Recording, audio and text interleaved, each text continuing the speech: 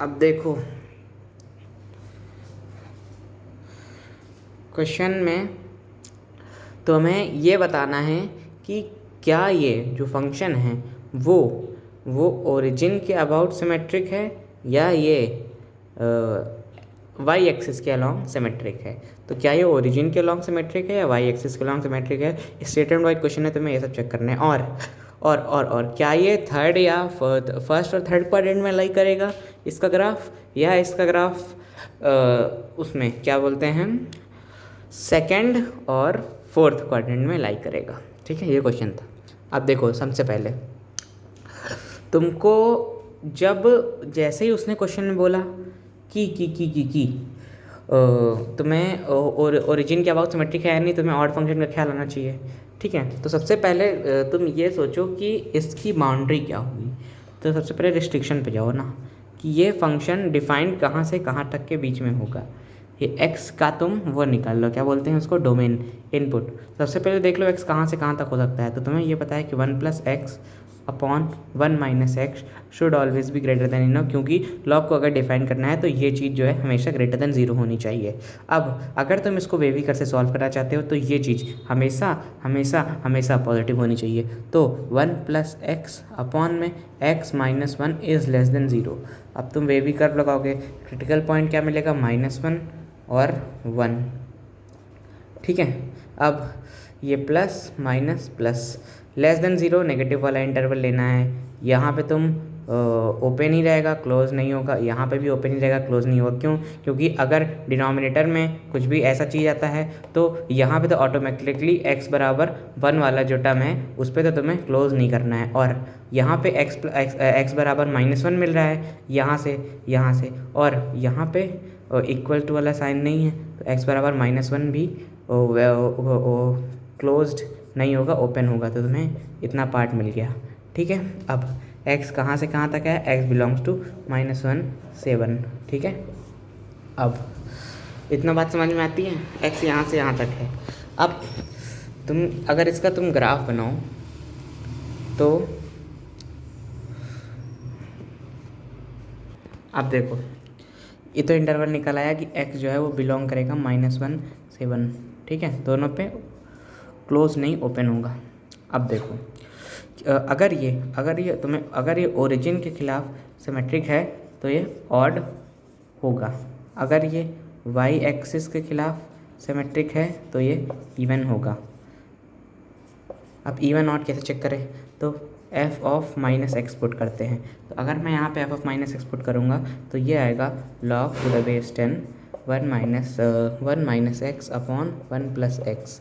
ठीक है, जो कि मैं लिख सकता हूँ log to the base 10 और 1 + x अपॉन 1 - x का इन्वर्स, जो कि ये हो जाएगा माइनस इधर आएगा तो ये हो जाएगा log 1 - x upon 1 + x upon 1 - x, जो कि ये तुम्हारा सेम f(x) दोबारा बन गया। तो अगर f ऑफ -x तुम्हारा वापस से f(x) बन रहा है तो ये कैसा फंक्शन है, ऑड है।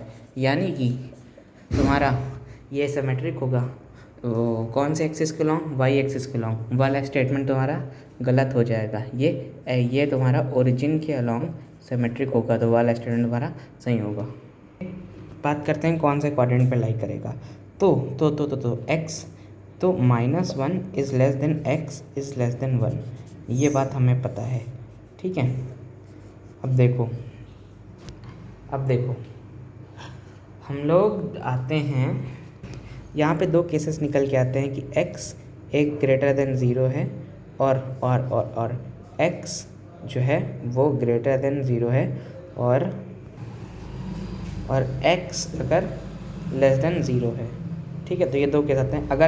अगर x जो है वो 0 है तो तब तो log 1 आएगा ना। अगर x 0 है तो log 1 आएगा और log 1 तो ऑटोमेटिकली 0 होता है, तो 0 पे 0 ही मिलेगा। यानी कि ये ओरिजिन के अलॉन्ग सिमेट्रिक है, ऐसे भी तुम सोच सकते हो।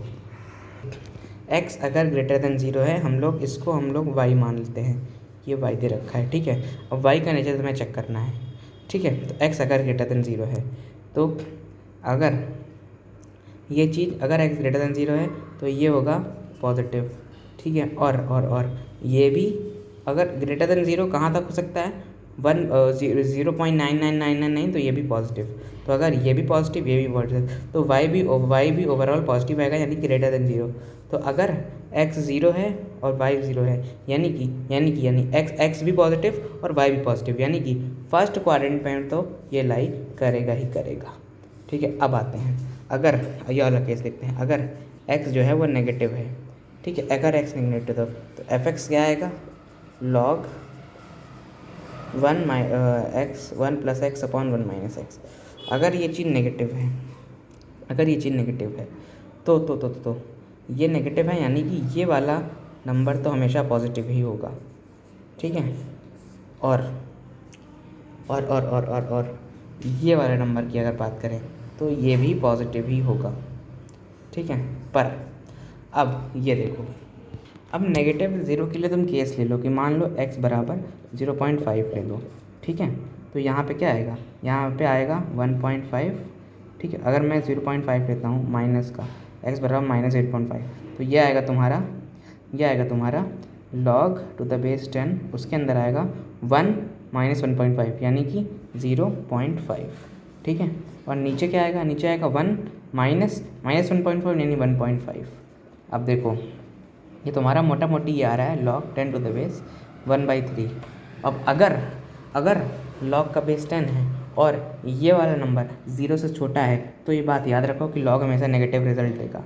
ठीक है, log हमेशा नेगेटिव रिजल्ट लेगा। यहाँ तुम देखो जैसे कि log टू द बेस 10 1/3 है, तो ये हो जाएगा log 1 to the base 10 minus log 10 to the base 3, ये तुम्हारा टर्म 0 हो जाएगा, तो minus log 10 to the base 3, यानी कि ये नेगेटिव है, यानी कि y भी हमारा नेगेटिव आ रहा है। ठीक है, तो अगर x ग्रेटर देन 0 है, y लेस देन 0 है, तो ऐसा कौन से क्वाड्रेंट में होता है कि x जो है वो पॉजिटिव है, x जो है वो अगर x लेस देन 0 है, y भी लेस देन 0, यानी x अगर नेगेटिव है तो y भी नेगेटिव है, यानी कि थर्ड क्वाड्रेंट होगा और फर्स्ट क्वाड्रेंट पहला आ गया था, तो first and third is the answer. ठीक है, और अगर तुम ऐसे भी देखो, और ये वाला टर्म जो मैं कह रहा हूँ कि अगर log के अंदर जो ये वाला है, अगर ये जो है वो 0 से छोटा है तो हमेशा आंसर नेगेटिव आता है। तुम ऐसे भी देख सकते हो कि log 10 टू द बेस 2/5। ठीक है, ये 0 छोटा है। अब इसको कैसे पता करोगे कि नेगेटिव आएगा, इसका एक काम करो तुम, log 5/2 to the base inverse आ जाएगा, और ये इसको बेहाल डालो तो जो आएगा log 2.5, और log 2.5 कुछ पॉजिटिव आएगा, पर ये -1 है तो उसको माइनस कर देगा, तो ओवरऑल ये आंसर जो है वो तुम्हारा नेगेटिव ही जाएगा हर हाल में, चाहे तुम कुछ भी ले लो। अगर याद रहे ये बात, अगर log टू द बेस 10 और एक कुछ भी एक नंबर है, और अगर ये नंबर